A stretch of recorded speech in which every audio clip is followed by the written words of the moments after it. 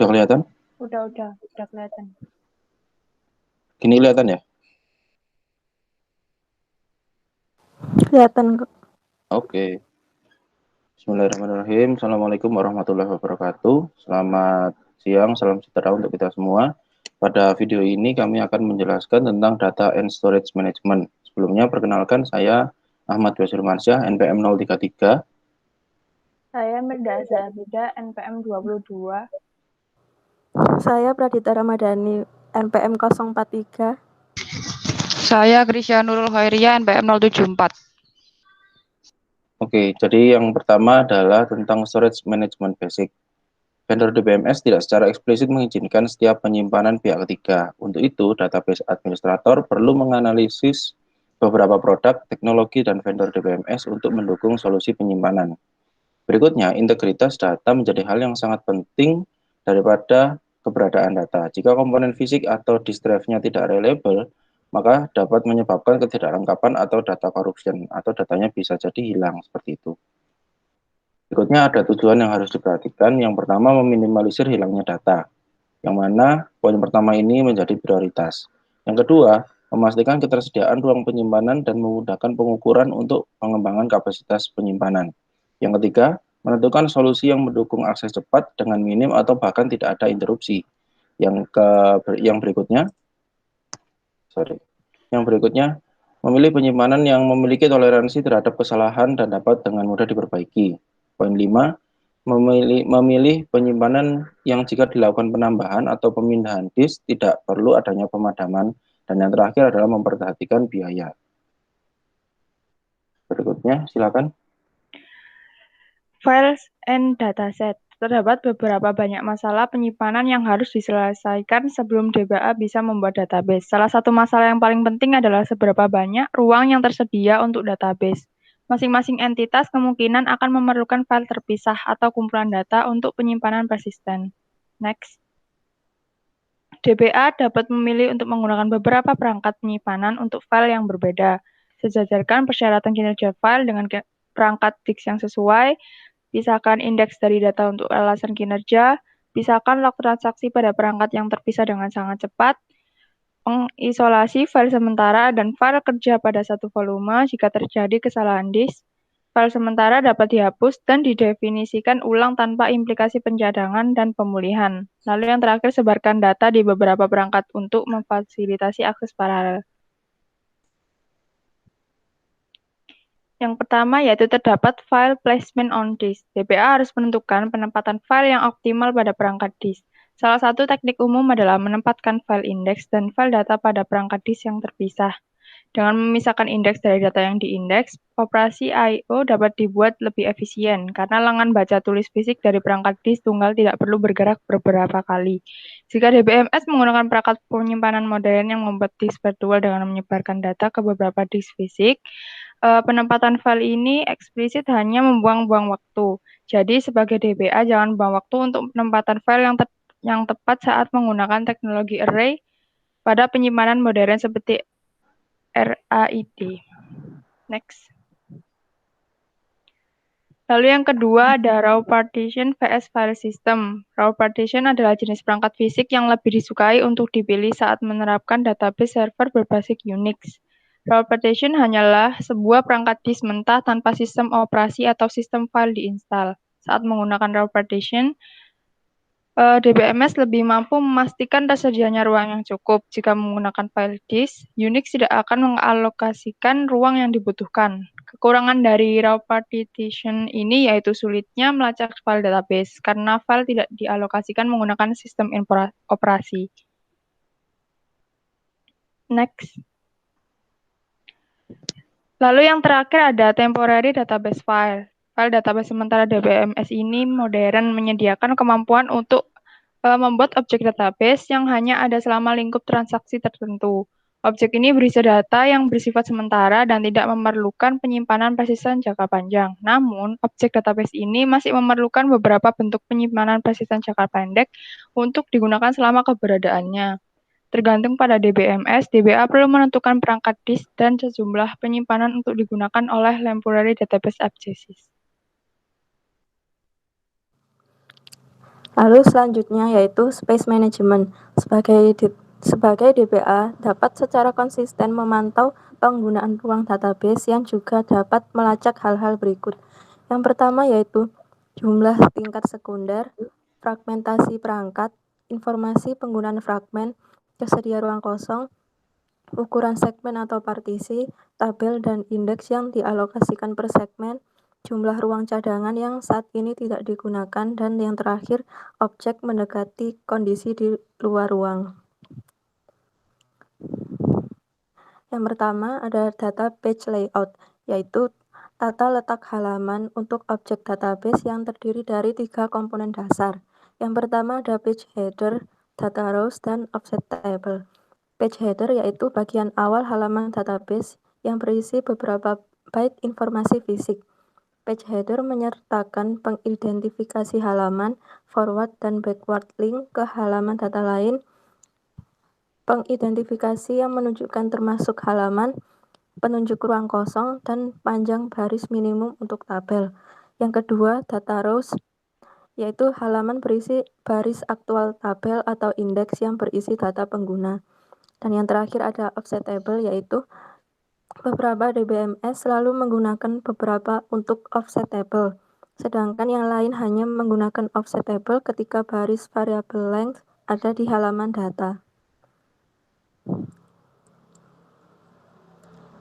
Data page layout yang pertama ada allocation page. DBMS menggunakan halaman alokasi untuk mengelola halaman lain di objek database. Halaman alokasi mengontrol halaman fisik. Jadi setiap halaman fisik dipetakan ke satu database. Komponen utama yang digunakan oleh unit alokasi untuk mengelola alokasi halaman adalah bitmap, yang berisi serangkaian bit yang dinyalakan atau non-aktif. Setiap bit mengacu pada halaman dalam unit alokasi dan apakah ruang tersedia di dalam halaman. DBMS menggunakan informasi ini untuk memfasilitasi proses modifikasi data. DBA harus memperhitungkan keberadaan halaman alokasi untuk setiap perhitungan ruang yang dilakukannya untuk mengelola penyimpanan yang digunakan oleh database. Selanjutnya, next, yaitu data record layouts yang berisi konten data baris serta housekeeping data. Setiap rekaman tabel terdiri dari elemen-elemen yaitu row header, row data, dan offset table. Nah, jadi saat menghitung penyimpanan yang diperlukan untuk tabel, DB harus menghitung panjang rekaman, bukan baris panjangnya. Panjang rekaman akan mencakup header dan offset table overhead, sedangkan panjang baris cukup hitung panjang setiap kolom dalam tabel. Panjang kolom akan bergantung pada tipe data kolom tersebut. Next, rumus berikut dapat digunakan sebagai pedoman untuk menghitung ukuran fisik baris. Yang pertama yaitu baris fixed length. Rumusnya length fixed kolom pertama plus length fixed kolom n plus rata-rata dari panjang variabel kolom pertama dan rata-rata panjang variabel kolom n. Dan yang kedua yaitu baris variabel length. Rumusnya yaitu length kolom pertama plus sampai length kolom n. Next.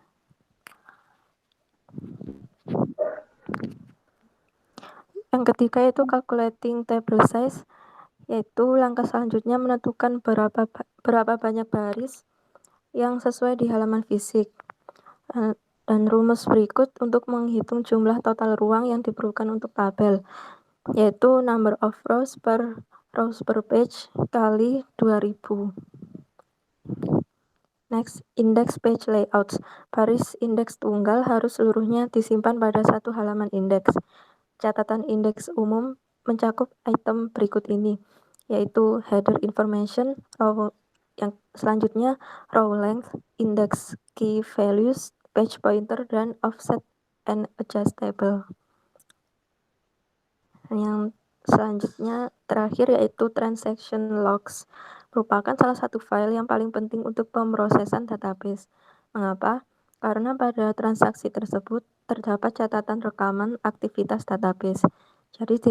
Jadi DBA harus memperhatikan ketersediaan ruang file log yang cukup untuk menangkap semua modifikasi database dengan selalu mengarsipkan log database secara otomatis.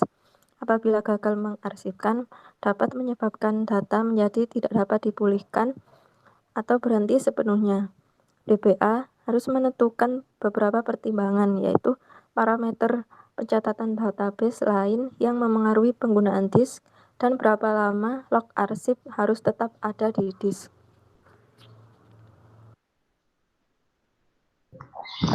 Selanjutnya yaitu storage option.